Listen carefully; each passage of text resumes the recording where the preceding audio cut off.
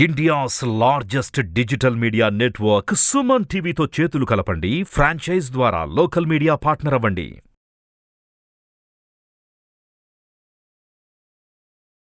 నమస్తే, నేను మీ జాహ్నవి. మనతో ఉన్నారు న్యూరో సైకాలజిస్ట్, ఆస్ట్రాలజర్ మాధవి గారు. మాట్లాడేద్దాం. నమస్తే మాధవి గారు. నమస్తే జాహ్నవి. మాధవి గారు, దీపావళి వచ్చేస్తుంది. సో ముందుగా మీకు కూడా దీపావళి పండుగ శుభాకాంక్షలు. Thank you, same to you. ప్రేక్షకులందరికీ కూడా దీపావళి శుభాకాంక్షలు. ప్రేక్షకులందరికీ కూడా దీపావళి పండుగ శుభాకాంక్షలు. అయితే దీపావళి పండుగ 5 రోజులు అంటూ ఉంటారు కదా, మరి ఈ 5 రోజుల పండుగలో భాగంగా ముందుగా ధన త్రయోదశిని ముఖ్యంగా జరుపుకుంటూ ఉంటారు. చాలా చాలా ఇంపార్టెంట్ డే అంటారు. అసలు ధన త్రయోదశి ఆ పేరు ఎందుకు వచ్చింది, అంత ఇంపార్టెంట్ ఏంటి, కాస్త దాని గురించి డీటెయిల్డ్గా ఎక్స్ప్లెయిన్ చేయండి. తప్పకుండా.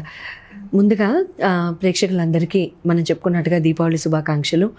అందరూ కూడా చక్కగా ఆయురారోగ్యాలతో, అష్టైశ్వర్యాలతో, హాయిగా ఆనందాలతో, ముందు సుఖ సంతోషాలతో ఉండాలని మేము అందరం కోరుకుంటున్నాము.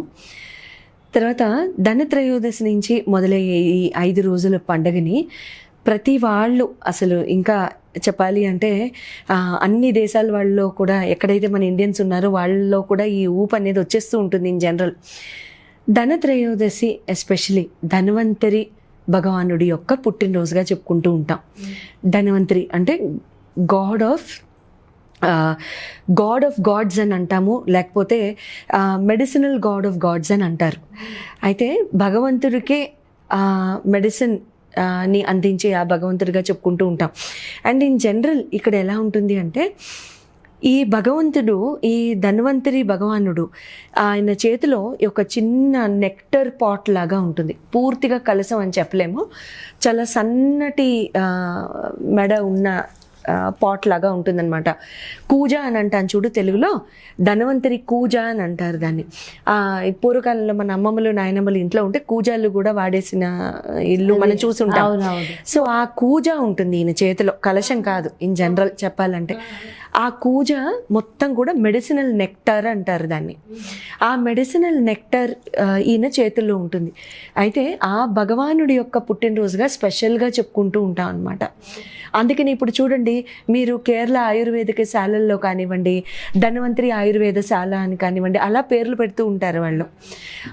అదే మొత్తంగా కూడాను ఈ ధన్వంతరి అంటే ఈ ఆయుర్వేదం సబ్జెక్టు ఎందులో అయితే మనకి హర్బ్స్ కానివ్వండి, మెడిసినల్ హర్బ్స్, ఆయిల్స్, రకరకాల అంటే హోమ్ రెమెడీస్ లాంటివి, లేకపోతే చెట్ల బాక్స్ నుంచి తయారు చేసే మెడిసిన్, హనీ యూజ్ చేసే న్యాచురల్ ప్రోడక్ట్స్ యూజ్ చేసి మనం తగ్గించుకునేవన్నీ కూడాను ఎంత చక్కగా ఈ ధన్వంతరి భగవానుడి యొక్క ఆశీర్వాదంగా మనం పరిగణిస్తూ చక్కగా మనం చేసుకుంటాం. ఎందుకంటే ఇప్పుడు ధన్వంతరి భగవానుడు మనకు వచ్చి కాలింగ్ బెల్ కొట్టి మనకు మెడిసిన్ ఇవ్వరు కదా. అవునవును. సో అందుకని ఈ ఆయుర్వేదం మెడిసినల్ ఆస్పెక్ట్స్తో కూడి ఉన్న ఈ సబ్జెక్ట్ని ఎంతో చక్కగా ఆ రోజు మనం చక్కగా మనం తలుచుకుంటూ, ఆ సబ్జెక్ట్కి విలువించుకుంటూ ఎంతో చక్కగా మనం చేసుకునే రెమెడీస్ కానివ్వండి, ఆ ప్రక్రియలు కానివ్వండి, ఇవన్నీ కూడా అదే సబ్జెక్ట్ కిందకి వస్తాయి. అయితే ఆ రోజు మనం ఫాలో చేయాల్సిన విశేషమైన ప్రక్రియలు కానివ్వండి, రిచువల్స్ అంటాము.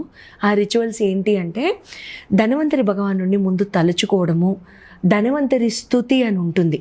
ధన్వంతరి భగవానుడి యొక్క స్తోత్రాలు, స్తుతులు ఉంటాయి. మీరు గూగుల్లో డౌన్లోడ్ చేస్తే వస్తాయి, లేకపోతే మీరు యూట్యూబ్లో సర్చ్ చేసినా సరే మీకు లభ్యంగా ఉంటాయి. అవి మీరు వినడం కంటే ఎక్కువగా చదవడం మంచిదని అంటాను మనం. ఈవినింగ్ టైము మీరు 5:50 మొదలు రాత్రి 8:13 లోపు, నేను మళ్ళీ చెప్తాను, 5:50, 5:50 మొదలు రాత్రి 8:13 తెలుగు అర్థం కాని వాళ్ళకి 17:50 PM to 20:13 PM. ఆ టైంలో ధన్వంతరి స్తుతి, ధన్వంతరి స్తోత్రం చక్కగా చదువుకోండి. మామూలుగా మీరు దీపం పెట్టుకోండి. ఇది సార్ శుక్రవారం వచ్చింది కదండి? శుక్రవారం వచ్చింది. Thank you Janhvi. నవంబర్ 10వ తారీఖు వచ్చింది. అండ్ నవంబర్ 10వ తారీఖు ఈ పర్టిక్యులర్ టైమ్స్లో ఎంతో చక్కగా మనం చేసుకోవచ్చు. ఆ రోజు ఇన్ జనరల్ యమదీపం అని కూడా పెట్టుకుంటూ ఉంటారు. అన్ని ఏరియాస్లో, అన్ని స్టేట్స్లో ఈ ప్రాక్టీస్ లేదు, కానీ ఉత్తరాది స్టేట్స్లో ఉన్న వాళ్ళకి కానివ్వండి, ఉత్తరాది స్టేట్స్ నుంచి వచ్చిన వాళ్ళకి కానివ్వండి, ఈ ప్రాక్టీస్ చాలా బాగా తెలుస్తుంది. ఆ రోజు ఏమవుతుందంటే, యమునని చూడ్డానికి యముడు కిందకు వస్తారు అని అంటారు. ఓకే, అన్నయ్య. అన్నయ్య వస్తారని అంటారు. సో యమునాదేవి ఆ రోజు చక్కగా మిఠాయిలతో ఎంతో చక్కగా పంచపక్ష పరమాణాలతో వాళ్ళ అన్నయ్యకి భోజనం పెడుతుంది. ఆయన చక్కగా కడుపు నిండా భోజనం చేసిన తర్వాత వరం అడగమంటారు యమునని. అన్నప్పుడు ఇవాళ రోజు అన్నయ్య నేను నీకోసం ఎదురు చూసే రోజు, నువ్వు ఎవరిని తీసుకువెళ్ళకు, అకాల మరణాలు ఎవరికీ చెయ్యకు, సడన్గా ఎవరు ఏడుపులు వినపడకూడదు, అసలు సంతోషాలు తప్ప ఎక్కడ ఏడుపు ఉండకూడదు అని అంటారు. అనే వరం కోరుకుంటే యమ భగవానుడు ఏం చేస్తారంటే ఆయనకి మరి ఏమని సంబోధిస్తారో యమునాదేవికి ఆయన ఇచ్చే వరం ఎలా ఉంటుందంటే, తప్పకుండా నేను అలాగే చేస్తాను, ఇవాళ రోజు అకాల మరణాలు కానివ్వండి లేకపోతే ఎక్కడ ఏడుపులు కానివ్వండి లేకుండా చేస్తాను. కానీ దానికి రిలేటెడ్ ఇంకొక స్టోరీ ఉంటుంది. ఆ స్టోరీ ఎలా వెళ్తుంది అని అంటే, పూర్వం ఒక రాజుగారు ఆయన రాజు రాణి ఉంటారనమాట. ఆ రాజు రాణి స్టోరీ ఇక్కడ ఆయన చెప్తారు. ఆ రాజు రాణి స్టోరీ క్లుప్తంగా చెప్పేసుకుందాము. ఆ రాజు రాణి స్టోరీ ఎలా ఉంటుందంటే, ఆ రాజుకి అకాల మరణం ఉంటుంది అని అంటారు పండితులు జాతకం చూసి. అకాల మరణం ఉంటుందంటే రాణిగారు ఏం చేయాలని అందరినీ అడుగుతారు. అయితే ఇవాళ రోజు ధనత్రయోదశి కాబట్టి మీరు చాలా చక్కగా ఇల్లంతా బాగా సజావుగా ఎంతో చక్కగా దీపాలతో అలంకరించి ఎంతో చక్కగా పూజ చేయండి అని చెప్తారు. ఈవిడ ఏం చేస్తుందంటే బాగా తెలివిగలది మహారాణి. దీపాలు పెట్టి ఒక బాగా పెద్ద, అంటే వాళ్ళకి ఏముందండి, వాళ్ళకి ఎంతో గోల్డ్ ఉంటుంది, రత్నాలు అవన్నీ ఉంటాయి కదా, మొత్తం తీసి ఒక పెద్ద హీప్లా పెట్టేస్తుంది అనమాట. ఆ దీపాల వెలుగులో ఈ heap of gold, heap of రత్నాలు, మణిమాణిక్యాలు ఇవన్నీ ఇంకా చాలా చక్కగా షైన్ అవుతూ ఉంటాయి. ఆ షైన్కి యమదూతలు వచ్చినప్పుడు వాళ్ళ కళ్ళు ఇలా గ్లేర్ కొట్టేస్తుంది అనమాట. ఆ గ్లేర్ కొట్టేసి వాళ్ళకి ఏం కనపడక ఇంక ఇలా కళ్ళు మెటికరిచ్చేసి వాళ్ళు వెళ్ళిపోతారు. ఓహో. సో ఆ స్టోరీని గుర్తు చేస్తూ ఎవరైతే ఇంటి ముందు సౌత్ ఫేసింగ్ డైరెక్షన్లో దీపం పెడతారో, నన్ను గుర్తు చేసుకుంటూ, అంటే యముడు అంటే యమ భగవానుడు అంటే భయపడుతూ, యమ భగవానుడు అంటే ఇంకా అసలు ప్రాణాలు తీయడానికే తప్ప ఇంక దేనికి ఆయన ఆశీర్వాదం ఇంక అసలు లేదు అని భయపడే మనుషులందరికీ కూడా ఆయన ఏం చెప్తారు అంటే, ఇంట్లో సౌత్ డైరెక్షన్లో ఒక దీపం పెట్టండి అని అంటారు. ఒకటే ఒక దీపము సౌత్ డైరెక్షన్ని ఫేస్ చేస్తూ పెట్టి, ఆ దీపం పెద్ద ప్రమిదిలో పెట్టి, యమ భగవానుడికి మిమ్మల్ని కొలుస్తున్నాము, మిమ్మల్ని దండం పెట్టుకుంటున్నాము, సో మిమ్మల్ని కూడా గుర్తు చేసుకుంటున్నాము మీరున్నారని అని చెప్పేసేసి, ఇన్నాళ్ళు మమ్మల్ని బాగా చూసినందుకు నమస్కారాలు, మళ్ళీ ఎప్పుడూ కూడా మా ఇళ్లలో అకాల మరణాలు ఉండకూడదు, అందరూ కూడా చక్కగా పూర్ణాయుష్తో ఉండాలని చెప్పి మనం కోరుకుంటూ ఆ దేవుణ్ణి, ఆ దేవతని మనం ఎంతో చక్కగా కొలుసుకునే రోజు అన్నమాట ఇది. అలా మన ఎనర్జీని ఇన్వెస్ట్ చేయాలి. ఆ రోజు గోల్డ్ కూడా పర్చేస్ చేయాలంటారా? అంటే ఆ రోజు ఏమవుతుందంటే చూడండి, ధనత్రయోదశి రోజు ఈ దేవతలందరికీ మెయిన్గా కరెస్పాండ్ అయ్యే మెటల్ సిల్వర్. ఎందుకు అంటే దానికి మళ్ళీ ఇంకా చెప్పుకుంటూ వెళ్తే ఇంకొక వీడియో అయిపోతుంది. సింపుల్గా క్లుప్తంగా చెప్పేస్తాను. చూడండి, సిల్వర్ కెమికల్ ఫార్ములా ఏంటి? 108, chemical number 108. So 108 chemical number ఉన్నదే మన అష్టోత్తరాలు 108.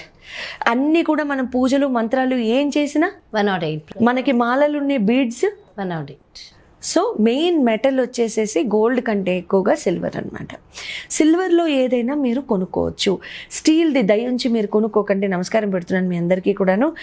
ఎక్కడ ఏది చాలామంది స్టేట్స్లో కూడా ప్రాక్టీస్ ఉంటుంది, సిల్వర్ స్టీల్ కొనుక్కునే దయించి తెచ్చుకోకండి, అది ఫిల్ ఇన్ ద బ్లాంక్స్ అవుతుంది. ఓకే, మీకు ఉత్పత్తి కాదు ఇంకేదో అవుతుంది ఆ రోజు. సరే, మీరు సిల్వర్ కొనుక్కోండి. ఇంతదో ఎంతదో మనం ఎంత తెచ్చుకోగలిగితే అంత. ఒక స్పూన్, ఒక చిన్న ఉగ్గిన్ లాంటిది, కాటిక బెర్నె అలాంటివి ఏమైనా కొనుక్కునేసేసి గ్లాస్ కొనుక్కునే వాళ్ళైతే ఇంకా బెటర్. ఎందుకో చెప్తా.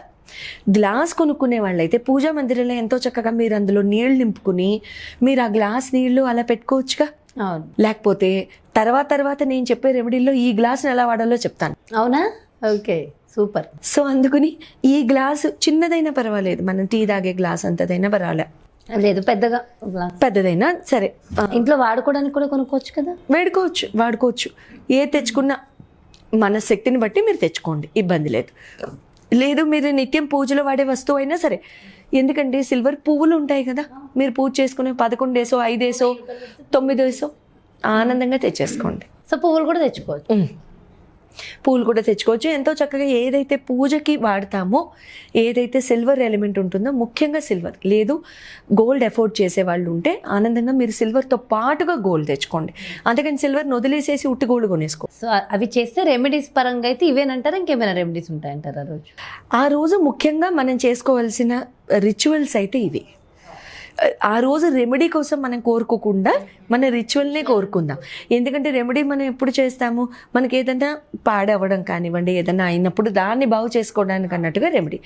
మనం చేసుకునే రిచువల్స్ ఏం చక్కగా ధన్వంతరి పూజ, ధన్వంతరి స్తుతి, ఆ మెడిసినల్ ఆస్పెక్ట్ని మనకు అందించే ఆ భగవానుడు. ఈ మధ్యకాలంలో పాండమిక్ తర్వాత ఏమైపోయింది, అన్ని హోమ్ రెమెడీసే వెతుకుతున్నాం. ఆ హోమ్ రెమెడీస్ ఒక రకంగా ఆయుర్వేదిక్ రెమెడీసేగా. సో ఆ భగవానుడినే మనం చక్కగా స్తుతించుకుని ఎంతో చక్కగా మనం ఈ పూజ అనేది చక్కగా చేసుకుంటే సరిపోతుంది. ఓ సూపర్ సూపర్. మొత్తానికైతే ధనత్రయోదశి గురించి చాలా డీటెయిల్గా ఎక్స్ప్లెయిన్ చేశారు. థ్యాంక్ యూ సో మచ్ అండి. నమస్తే.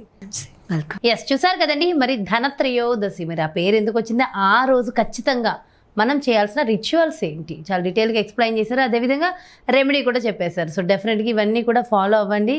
సో అంతా బాగుంటుంది. సో ప్రతి ఒక్కళ్ళు బాగుండాలి, పూర్ణాయుష్యతో ఉండాలి, సుఖ సౌఖ్యాలతో మనం వర్ధిల్లాలి అంటే మనం కూడా ఆచరించవలసిన విధి విధానాలు ఉంటాయి కదా. సో డెఫినెట్గా ఇవి ఫాలో అవ్వండి, అంతా మంచి జరుగుతుంది. మరో చక్కటి ప్రత్యేకమైన కార్యక్రమంతో మళ్ళీ మీ ముందుకు వచ్చేస్తాను. అలాగే చాలామంది అడుగుతూ ఉన్నారు మాధవి గారి అపాయింట్మెంట్ కావాలి అని. మీ యొక్క జాతకానికి సంబంధించి కానీ, లేదంటే మీకు ఏదైనా పర్సనల్గా సైకాలజీ కౌన్సిలింగ్ కానీ, ట్రీట్మెంట్స్ కానీ, సెషన్స్ కానీ కావాలని అనుకున్నా, సో డెఫినెట్గా క్రింద డిస్ప్లే అవుతున్నటువంటి నెంబర్స్కి కాల్ చేసి మాధవి గారి అపాయింట్మెంట్ తీసుకోవచ్చు. నమస్తే.